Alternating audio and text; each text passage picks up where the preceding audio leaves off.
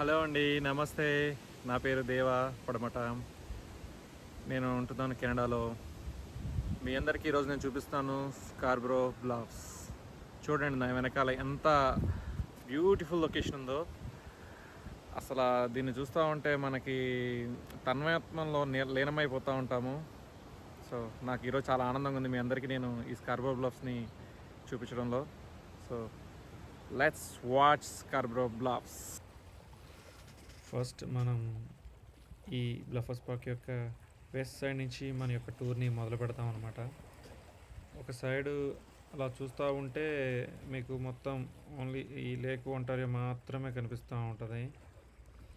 మొత్తం వాటర్ మాత్రమే ఉంటుంది.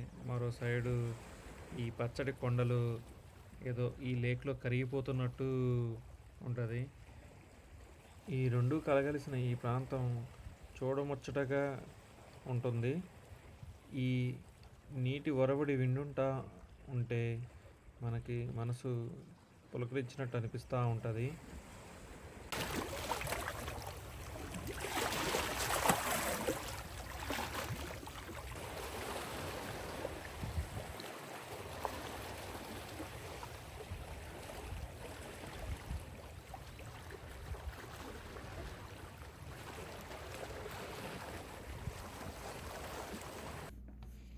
విన్నారు కదా ఫ్రెండ్స్, ఆ ఒరవడి ఎలా ఉందో. మనం ఇలాగా పార్క్కి ఇంకొక సైడ్కి వెళ్ళి మనం మన యొక్క టూర్ని కంటిన్యూ చేద్దాం అన్నమాట.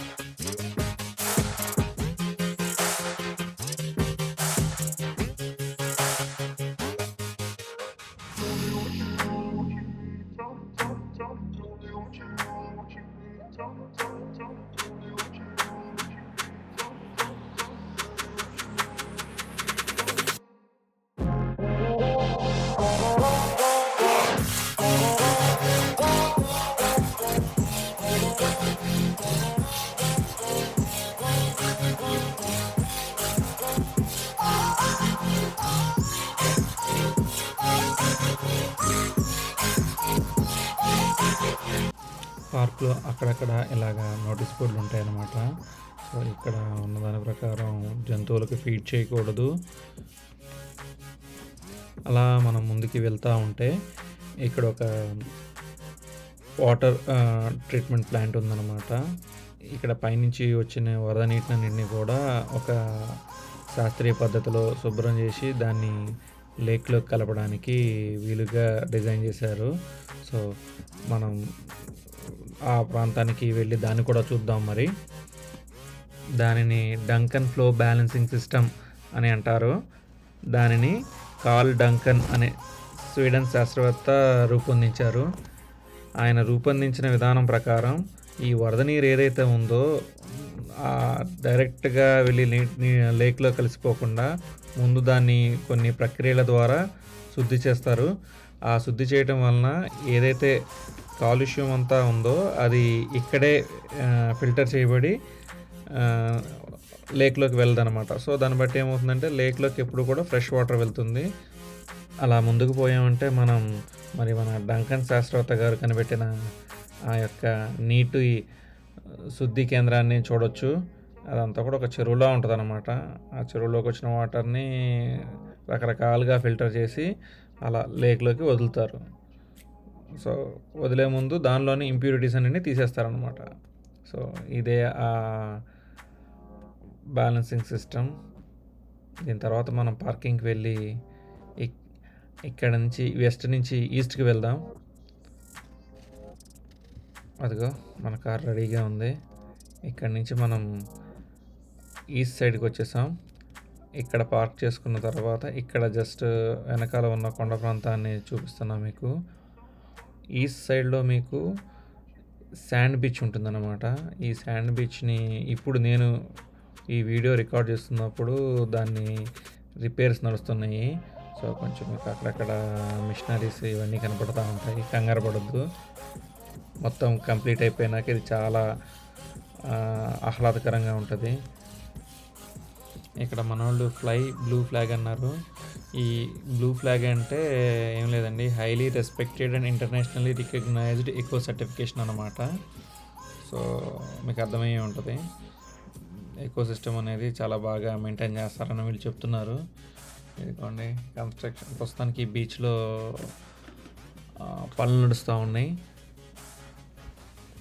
కొన్ని మిషనరీ ద్వారా ఏంటంటే ఈ శాండ్ బీచ్ని ఉన్న గార్బేజ్ని అంతా తీసేయటము, రాళ్ళు రప్పలు ఎరేయటం ఇలాంటి కార్యక్రమం నడుస్తూ ఉందన్నమాట.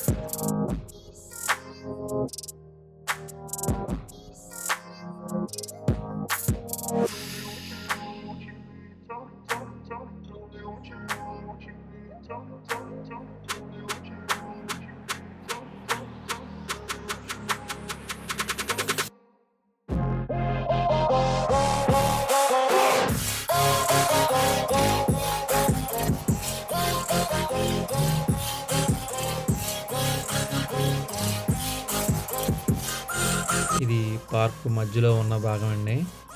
ప్రస్తుతం ఇక్కడ కన్స్ట్రక్షన్ నడుస్తూ ఉందన్నమాట. కన్స్ట్రక్షన్ అంటే ఏంటో అనుకున్నారు, ఏం లేదు, పార్క్ని రెనోవేట్ చేయటం, అవసరమైన మరమ్మతులు చేయడం, ఇటువంటి సిచ్యువేషన్లో వాళ్ళు కన్స్ట్రక్షన్ జరుగుతుందని మెన్షన్ చేస్తారు.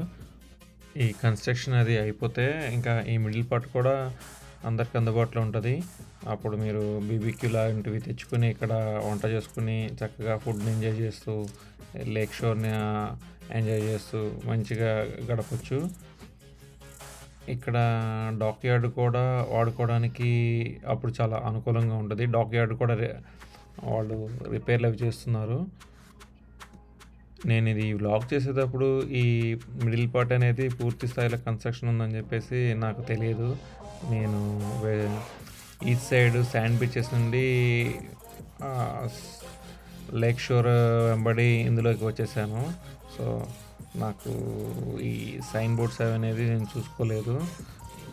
తర్వాత కొంత వ్లాగ్ చేసిన తర్వాత తెలిసింది ఏంటంటే ఇందులోకి ఎవరిని అనుమతించట్లేదని.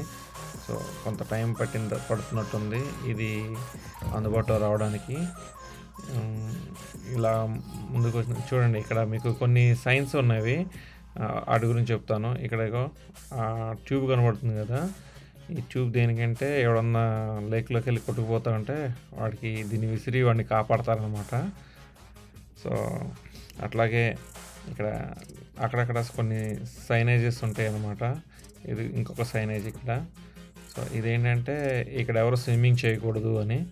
సో సో, ఈ స్విమ్మింగ్ చేయకూడదని బోర్డు ఉన్న చోట మనం మాక్సిమం దిగపోవటం మంచిది. ఎందుకంటే అక్కడ కొంచెం ప్రమాదకరమైన పరిస్థితులు ఉంటాయని వాళ్ళు ఇలాగ సైనేజ్ ఏర్పాటు చేయడం జరుగుతుంది. ఇదిగోండి ఇక్కడ ఈ డాక్యార్డ్‌లో పూడిక తీస్తూ ఉన్నారు. సో, ఇవన్నీ కంప్లీట్‌గా అయిపోయిన తర్వాత ఈ యొక్క మిడిల్ పార్ట్ అనేది పూర్తిగా మనకి అందుబాటులోకి వస్తది. ఫ్రెండ్స్, నేను ఇంత వీడియోలు మరి ఇంకా చేయాలని నేను చాలా ఎక్స్పెక్ట్ చేస్తున్నాను. సో అదేవిధంగా మీ నుంచి కూడా నాకు సపోర్ట్ చాలా అవసరం. మీరు దీనికి ఏమీ ప్రత్యేకంగా డబ్బులు ఖర్చు పెట్టాల్సిన అవసరం లేదు, ఏమీ చేయాల్సిన అవసరం లేదు. జస్ట్ నా ఛానల్ సబ్స్క్రైబ్ చేయండి. మీకు ఖాళీ ఉన్నప్పుడు నా ఛానల్ చూస్తూ షేర్ చేయండి. సో అంతే మీరు చేయవలసింది. సో మీరు ఇచ్చే లైక్స్ అండ్ కమెంట్స్ ద్వారా నాకు చాలా బూస్ట్ దొరుకుతుంది.